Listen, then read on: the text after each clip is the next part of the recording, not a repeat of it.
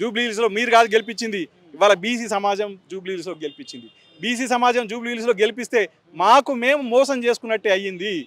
మమ్మల్ని మీరు మోసం చేస్తున్నారు, దాన్ని చూపెట్టి మీ అగ్రనాయకత్వాన్ని ఒప్పిస్తున్నారు. మేము బీసీలంతా మా ఇంటనే ఉన్నారని చెప్పేసి. కనుక దీన్ని తీవ్రంగా ఖండిస్తున్నాం.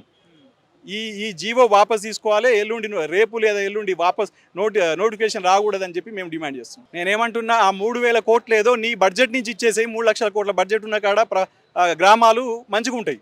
అంటే వీళ్ళ మెడకే ఇవ్వాలి, వీళ్ళ మెడకే ఇవ్వాలన్నట్టుగా ఇవాళ గ్రామాల్లో ఉండేది మా బీసీలే కనుక ఇవాళ గ్రామాలను అట్లా నష్టం